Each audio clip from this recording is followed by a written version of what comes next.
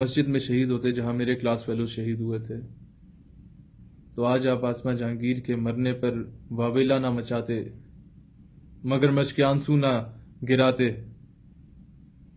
جناب، یہ وہی آسمہ جہانگیر صاحبہ ہیں جنہوں نے فوجی عدالتوں میں جو وہ کیس چل رہے تھے نا ان دہشت گردوں کے خلاف کہ انہیں پھانسی دینی چاہیے، انہوں نے کئی دہشت گردوں کو رہا کروایا اور ان دہشت گردوں کے حق میں کیس لڑا۔ خیر، میں فوجی عدالتوں کے کوئی حق میں یا اگینسٹ وہ ایک الگ چیز ہے، نہ میرا فوج سے کوئی تعلق ہے دور دور تک۔ اگلی بات کی طرف آتا ہوں۔ قانون ناموس رسالت صلی اللہ علیہ وآلہ وسلم آرٹیکل نمبر 295C کے خلاف سب سے زیادہ بکواس کرنے والی یہی خاتون تھی۔ اس کے علاوہ بابری مسجد تو یاد ہوگی آپ لوگوں کو، میرا خیال ہے بھولی نہیں ہوگی۔ بابری مسجد کو جو گرایا گیا، شہید کیا گیا، اور اس میں جو مسلمان موجود تھے نا، آپ کو پتہ ہے پورے ہندوستان سے ہندو ایکسٹریمسٹ اکٹھے ہوئے تھے لاکھوں کی تعداد میں، اور ہزاروں مسلمانوں کو جلایا گیا تھا، عورتوں کا ریپ کیا گیا تھا، ان کی عزت پامال کی گئی تھی، اور مسلمانوں کو کہا جاتا تھا، زبردستی کہا جاتا تھا رام رام کرو، اور جو نہیں کرتا تھا اس کو وہیں پر شہید کر دیا جاتا تھا۔ اور آپ کو پتہ ہے وہ کروانے والا کون تھا؟ RSS اور شیو سینا تھی، اور اس کے سربراہ کون تھا؟ بال ٹھاکرے تھا۔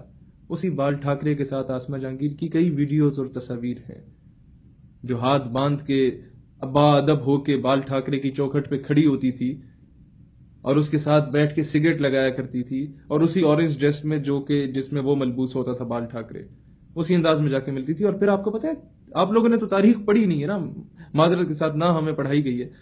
جو بنگلہ دیش ہم سے الگ ہوا تھا، اس بنگلہ دیش کی قرارداد آپ کو پتہ ہے مشرقی پاکستان کی، وہ اس کے والد غلام جیلانی کے گھر میں بنائی گئی تھی، وہ 6 نکاتی جو قرارداد تھی۔ اور اس کے بعد یہ بنگلہ دیش میں جو مکتی بانی کے غدار تھے، ان کو سپورٹ کرنے کے لیے غلام جیلانی جو اس کا باپ تھا، اس کا بڑا اہم کردار تھا۔ اور اس کے بعد یہ بھی بتاتے ہیں کہ جب پاکستان کی لڑائی ہوئی ان غداروں کے خلاف، تو اندرا گاندھی کو ہر ہفتے لیٹر لکھنے والا بھی اس کا باپ تھا کہ مغربی پاکستان، ہمارے پاکستان پر حملہ کرو۔ اور جب اندرا گاندھی نے 2 خطوط وصول کرنے کے بعد حملہ نہیں کیا، تو تیسرے خط میں اس کے باپ نے خط میں چوڑیاں بھیجی اندرا گاندھی کو کہ یہ پہن لو پھر، اگر پاکستان پر حملہ نہیں کر سکتے۔ یہ ایسے غدار لوگ گزرے ہیں، آج میڈیا پتہ نہیں کیا کچھ بنا کے اسے پیش کر رہا ہے۔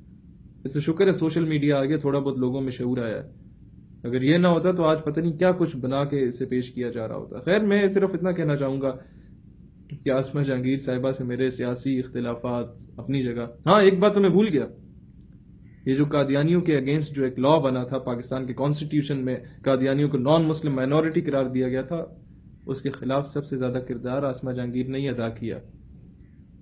قادیانیوں کی سب سے بڑی حمایتی یہی تھی، اور پاکستان میں فحاشی کے اڈوں کو کھولنے کی سب سے بڑی حمایتی یہی تھی۔